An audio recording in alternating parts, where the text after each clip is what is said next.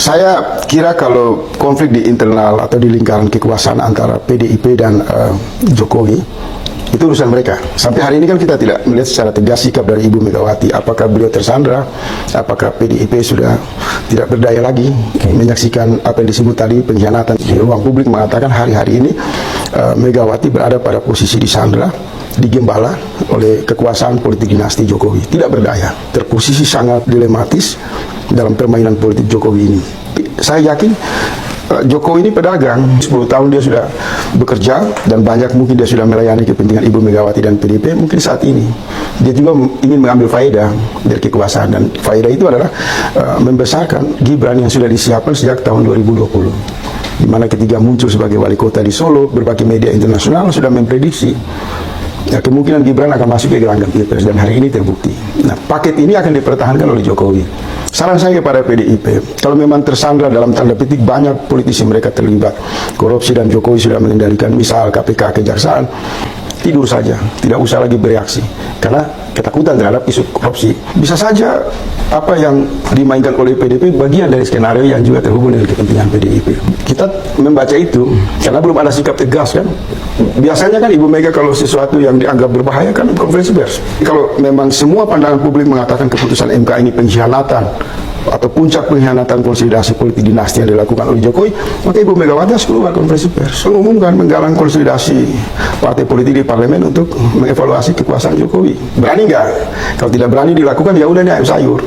Memang sudah terbaca bahwa mungkin Jokowi sudah memberikan terlalu banyak pelayanan yang lebih privilege kepada Ibu Mega dan PDIP, sehingga mereka dipaksakan takluk terhadap perjalanan proses politik yang dibuat oleh Jokowi untuk mengantarkan Gibran menuju cawapres. Langkah-langkah yang dibuat Pak Jokowi mendukung Prabowo dan menyiapkan Gibran itu pengkhianatan. Tapi sampai hari ini kan tidak ada, sehingga masih memberi ruang. Jangan-jangan di publik mengatakan ada pengkhianatan Jokowi terhadap Ibu Megawati, tapi di ruang gelap gorong-gorong kekuasaan mereka justru saling berbagi kenikmatan kekuasaan dan berpura-pura seolah-olah berbeda saja. Kan faktanya tidak ada keputusan tegas. Mana keputusan tegas? Tidak ada sama sekali. Bisa saja ini sandiwara di antara mereka dalam rangka mungkin yang mereka bertengkar soal isi kalkulator saja. Berapa kekuatan oligarki yang nanti mendukung Prabowo, dan mungkin Ibu Mega berharap sebagian oligarki atau pengusaha juga mendukung logistik bagi kepentingan PDIP. Dugaannya seperti itu. Keputusan MK ini untuk mempersembahkan satu kado politik kepada putra presiden. Berarti keputusan ini untuk melayani hajat kepentingan bocah karbitan istana. Dan prediksi berbagai media internasional sejak tahun 2020 bahwa Gibran disiapkan untuk masuk Pilpres terbukti. Ini satu kejahatan, pengkhianatan, persekongkolan, permufakatan jahat. Kalau saya tidak mau lagi berspekulasi, atas nama rakyat saya memerintahkan Ibu Megawati segera mengeluarkan pernyataan sikap. Hari ini konstitusi negara dimanipulasi oleh Jokowi untuk melayani kepentingan seorang bocah. Tapi kalau 1-2 hari ini Ibu Megawati tidak bereaksi, menunjukkan sikap tegas, tanda petik saya mengatakan, dia sudah menjadi babu di lingkaran istana.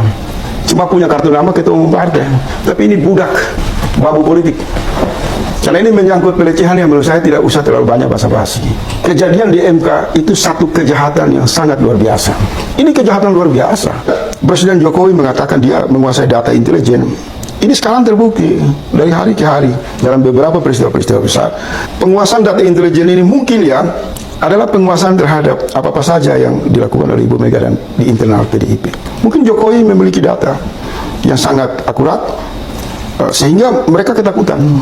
Jadi diksi penggunaan penguasaan data intelijen adalah pesan tegas Jokowi mungkin kepada PDIP dan macam-macam. Ini bukan lagi di level Harun Masiku atau lain. Mungkin juga bisa ada kasus-kasus besar yang melilit dugaan ya petinggi-petinggi PDIP atau lingkaran Ibu Megawati, kemudian mereka tidak berdaya di bawah ancaman teror atas nama hukum ini. Dan ini kan sudah sempat muncul dalam kasus BTS, nama salah satu keluarga inti Ibu Megawati disebut-sebutkan di ruang publik. Apakah bisa dikonfirmasi ini bagian dari data intelijen sebagai satu modus untuk melakukan tekanan? Tinggal selangkah lagi mereka akan hanyut. Dan alur politik cawe-cawe Jokowi ini kalau dibiarkan terus, ini berbahaya. Jalan yang paling bagus itu adalah memberikan kesempatan Ma'ruf Amin yang tidak punya kepentingan terhadap pemilihan presiden ini untuk menggantikan dulu sementara Pak Jokowi, sehingga tidak merusak tatanan bernegara demokrasi yang ada. Saya kasih cara, Keluar dulu berterus terang kepada publik bahwa yang dilakukan oleh Jokowi dengan MK dan lain-lain ini sudah terlalu jauh, merusak demokrasi, membuat pemilu berpotensi curang. Maka langkah harus diambil. Kalau presiden memang sudah terlihat sebagai satu kepemimpinan dengan kebusukan-kebusukan yang dia produksi, ya buat apa dipertahankan? Ini hidup bernegara untuk kepentingan banyak orang. Kenapa satu orang diberikan kewenangan bekerja dengan amanah, sudah menyimpang, sudah keluar dari garis konstitusi, ya udah dicopot saja, diturunkan. Kalau saya sederhana, Ibu Mega ini keluar dulu menyampaikan pesan moral, kemudian mengumpulkan para pimpinan-pimpinan partai untuk bersilaturahmi, lepas dulu kepentingan soal pilpres, bicara dulu tentang stabilitas politik, bicara tentang kehormatan bernegara, bicara tentang rasa keadilan, lalu putuskan saja, minta Pak Jokowi cuti. Kalau masih melawan, ya dimakzulkan saja. Maka keputusan MK itu adalah kado kepada presiden saat dia berkunjung ke Cina untuk memberi sinyal, tolonglah bisik-bisik lah kepada Politbiro Partai Komunis di China. MK sudah memutuskan meloloskan Gibran. Maka secara geopolitik Cina tidak usah ragu lagi untuk mendukung Prabowo dan Gibran. Mungkin dugaan ini kan boleh saja analisa. Nah, dari sini juga mungkin membuat Ibu Mega dan PDIP juga agak ketakutan menghadapi Pak Jokowi. Karena kekuatan yang dimiliki bukan hanya dalam negeri, konsolidasi intelijen dan kekuatan-kekuatan jaringan lainnya, tapi sudah masuk dalam kolaborasi internasional. Kalau memprediksi apakah Prabowo Gibran berpeluang menang, kalah, 100% kalah ini. Pengalaman, saya bicara pengalaman. Yang kedua, rakyat tidak suka dengan cara-cara politik brutal, sistem komando politik yang dimainkan Prabowo, dan cara dinasti politik. Karena yang satu ini hanya modal ketua umum Prabowo, tidak ada modal lain. Yang satunya modal anak presiden. Kalau ini dikawinkan, apa prestasinya? Nggak ada. Prestasinya adalah merampok undang-undang, merampok konstitusi, merampok demokrasi, merampok jalur politik secara jelas. Keputusan MK itu menghina Gibran, melucuti harga dirinya, membuat Jokowi, dinasti politik Jokowi itu membusuk. Jangan dianggap itu keputusan yang menguntungkan mereka. Dalam kalkulasi di lingkaran kekuasaan, tarik-menarik mengatakan itu menguntungkan Prabowo dan Gibran. Tapi dalam pandangan jutaan rakyat yang mendukung perubahan, ini barang-barang busuk yang semakin jelas dan terang dan mengalir di sampah demokrasi. Gerakan perubahan akan menang. Semakin Jokowi menarik Gibran, menarik Kaisang, menarik iparnya, menarik mantunya, menarik lingkaran inti keluarganya, maka sebenarnya ada pesan lagi yang kuat. Pesan spiritualnya mengatakan ini dinasti menuju kehancuran.